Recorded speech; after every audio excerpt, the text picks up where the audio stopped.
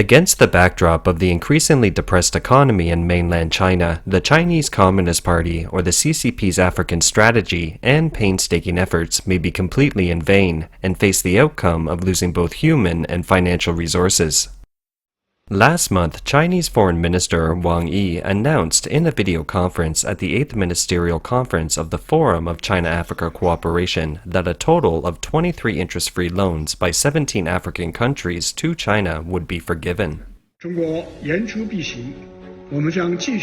China will do what it says. We will continue to take Africa's needs as our starting point for dealing with Africa and work with Africa to implement the 9 projects fully. Continue to advance the Belt and Road cooperation with high quality. And China will exempt 23 interest-free loan debts due to China from 17 African countries by the end of 2021. At this time, China is experiencing a wave of collective loan suspensions by homeowners brought on by a storm of rotten-tail buildings that have affected 115 cities in the country. Rotten-tail buildings are unfinished real estate projects in mainland China that have halted construction due to a broken capital chain. The crisis in the real estate industry triggered a financial crisis that left some customers with deposits in rural banks unable to withdraw their money. Meanwhile, as the outbreak rebounds and the government insists on a strict zero-COVID policy, nearly 300 million people are still living under a prolonged lockdown, resulting in severe impacts on people's livelihoods and economic production. Against such a backdrop, there has been a strong public outcry over the government's announcement of a debt waiver for Africa. The internet is flooded with negative comments and responses to the government's announcement. For example, some comments read, "Do your people agree? Can the people's home loans and car loans be forgiven, or can they be lowered a bit? I also adhere to the One China principle. Can I have some of my home loans forgiven too? I've been trying very hard to tan myself this summer." Some comments hit the nail on the head by saying, "Our party doesn't create money but is only a money mover, generous at the expense of others."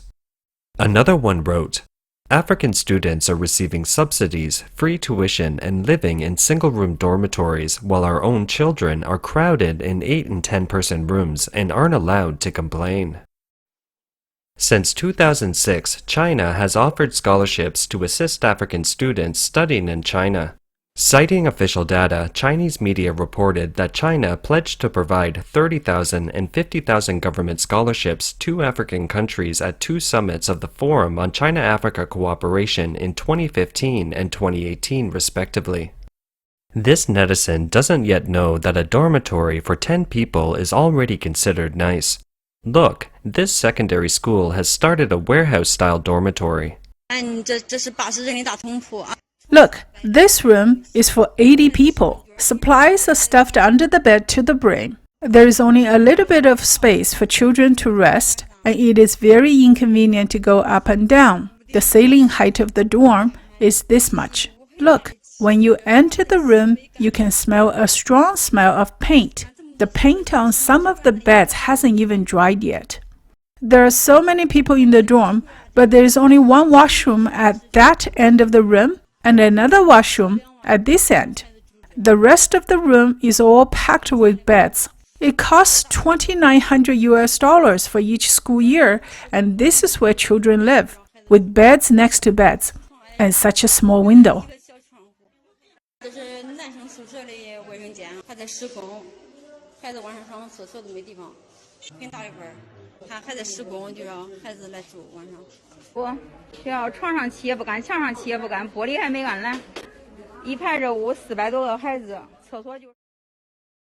The public may not understand the importance of Africa to the CCP. In 1956, the first African country, Egypt, established diplomatic relations with the CCP's Red regime. For nearly 70 years, Africa has been Beijing's key diplomatic tool for breaking through international isolation. Even during the Cultural Revolution, when the economy came to a standstill, the CCP drew on the entire country to provide economic aid to Africa. In 1971, as this Red regime replaced the Republic of China joining the United Nations, the African countries cast a crucial one-third vote of support. In the era of former CCP leader Jiang Zemin, Africa was listed as a key diplomatic target of the CCP.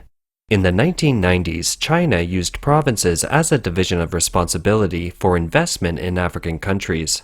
An important purpose of this economic diplomacy and economic assistance was to get these countries to cooperate with the CCP and to counter the international community's accusations of the CCP's suppression of human rights.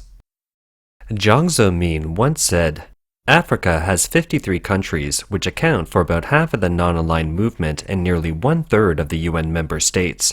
So Jiang provided African countries with government aid without any political conditions attached."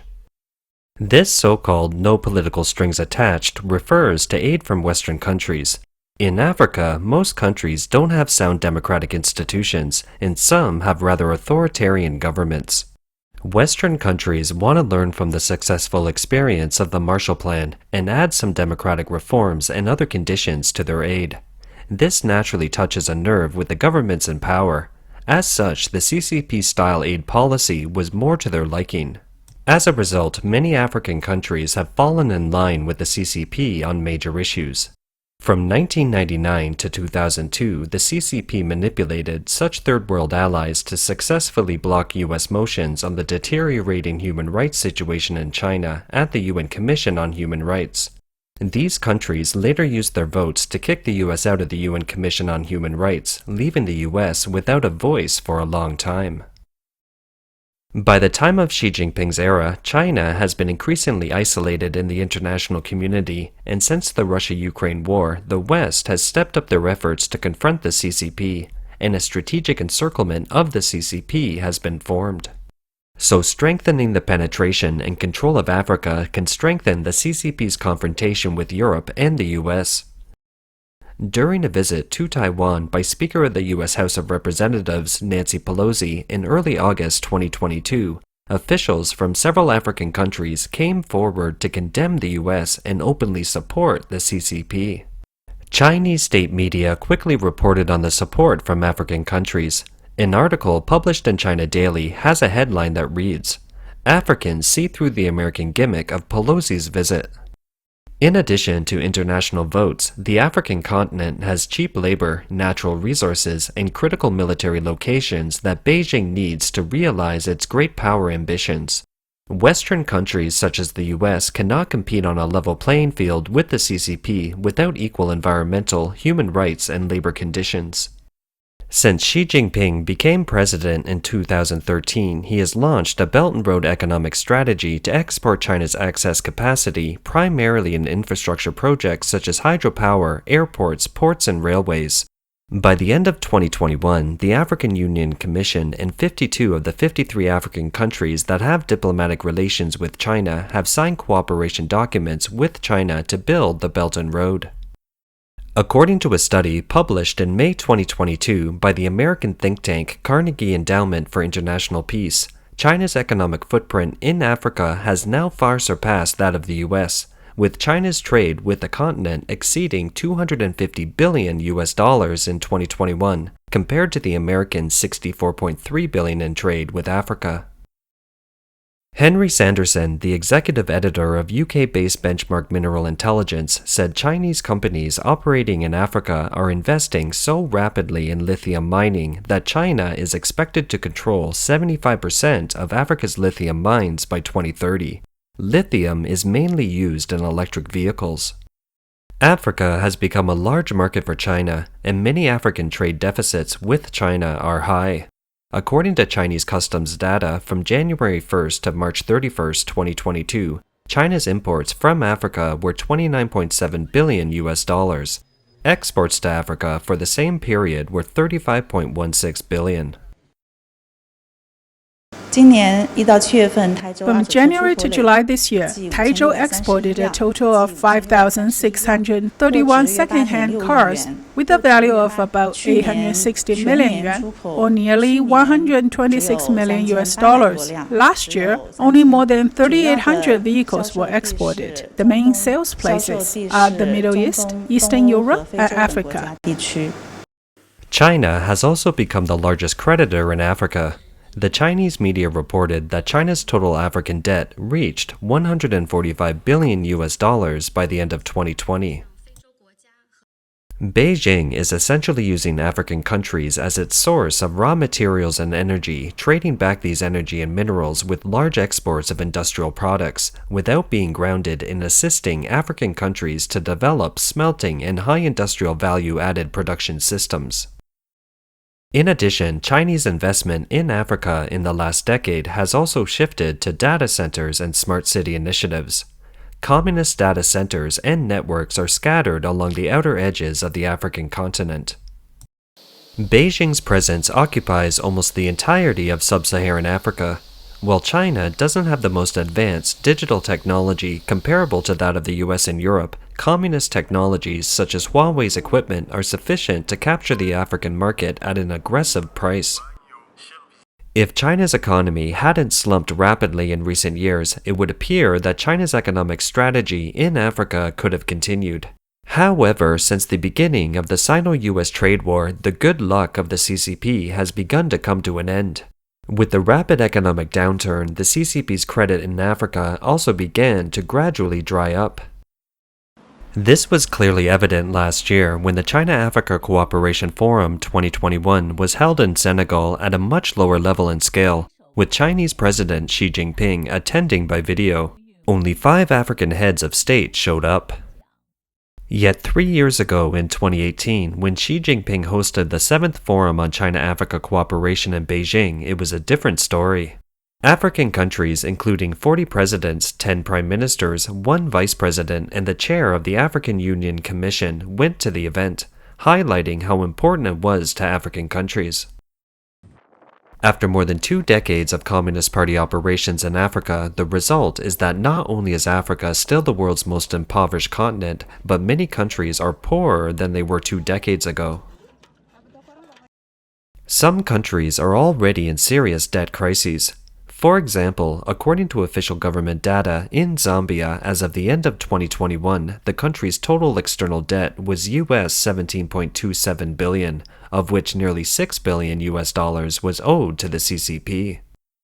Zambia is seeking $17 billion in foreign debt relief after becoming the first country to default in the COVID-19 pandemic era. Zambia now has a debt burden of 120% of GDP. The attitude of many African countries toward Beijing has turned cold. It is likely that these countries have realized that the CCP is gradually occupying and embezzling important local resources. For example, the Ugandan government signed a $200 million airport construction contract about 6 years ago, one of which came to light in 2021, sparking political unrest. Because Uganda is unable to repay the huge loan from the CCP does not intend to renegotiate the loan terms. Under this provision then, a Chinese state-owned bank can exercise financial control over the Entebbe International Airport to a greater extent. As China's treasury becomes more empty, its appetite for large foreign investment is beginning to wane. According to data analyzed by a Chinese think tank, China's investment in the 138 countries along the Belt and Road, after reaching a peak of US $125.25 billion in 2015, has been declining every year except for a slight increase of 6.7% in 2018. Investment in 2020 fell to $47 billion, a 54% reduction from 2019. In Africa, where there are 40 countries participating in the Belt and Road Initiative, Chinese bank financing of infrastructure projects fell from $11 billion in 2017 to $3.3 billion in 2020, according to a report by international law firm Baker McKenzie. The African Development Bank says the continent faces an annual infrastructure investment deficit of about US $100 billion. Factors such as the decline in foreign investment and the plunge in commodity prices have made it difficult for Africa to service its debt. Meanwhile, several Belt and Road projects have halted their construction, just like the rotten-tail buildings in China's real estate sector. The Baker McKenzie report says that Belt and Road projects in Africa have been stalled, such as the $3 billion Nigerian railroad project and the $450 million Cameroon highway. In 2021, the government of the Democratic Republic of Congo re-evaluated the copper and other mining investment agreements signed with China, finding that many parts of the large mineral infrastructure contracts signed in 2008 under the previous president have so far remained unrealized, including none of the 31 hospitals planned by Beijing and no sign of the 2 announced universities. While the CCP has trapped African countries in a debt trap, it has also trapped itself deeply. According to a Reuters article published in late May, a source familiar with the matter said that while China's central bank has been willing to push for debt relief for Zambia, the finance ministry has been cautious, fearing that if the Chinese accepted a huge loss on a loan to Zambia, it would set an expensive precedent elsewhere. For some countries, the loan from China may already be taken as a gift. The Kenyan government, which spent about $5 billion on the new rail line, couldn't afford an additional $3.7 billion and ended up with a dirt road connection to the last station. In 2021, news broke that the CCP was taking over the Kenyan port of Mombasa, but the Kenyan government refused to use the port as collateral.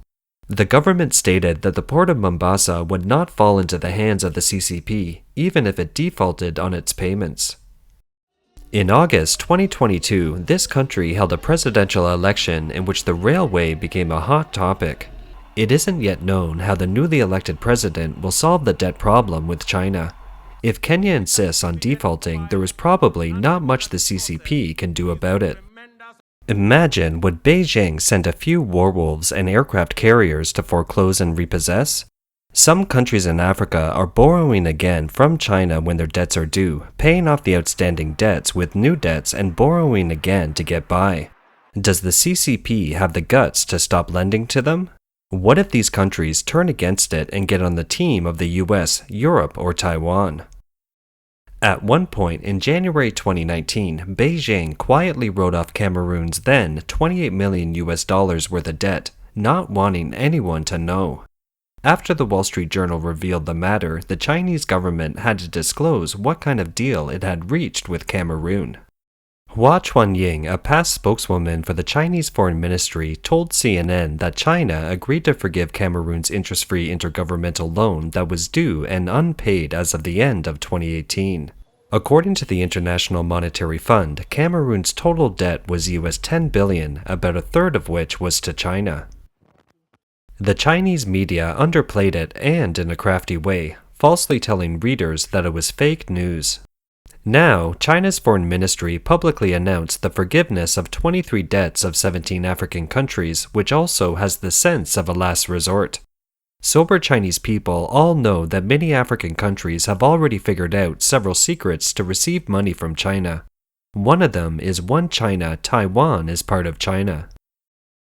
Therefore, after Foreign Minister Wang Yi's declaration of debt forgiveness came out, a Chinese netizen wrote, "I also adhere to the One China principle. Can I also have mortgage forgiveness?" Faced with Africa's huge debt, the CCP has little choice left but to climb out of the hole it has dug for itself. On the one hand, pressuring an insolvent government like Sri Lanka to repay its loans in the midst of an economic crisis would be futile and counterproductive. Beijing would not only lose money in the process, but it would also ruin its reputation. On the other hand, a complete debt write-off would destroy the balance sheets of China's state-owned banks, which made these loans, and Beijing would eventually have to cover their losses, but there is a question mark over whether the government can afford to help the banks now. The world economic situation continues to look bleak, and there are almost no signs of economic recovery in China at all. The CCP should be prepared for a debt crisis of its own making.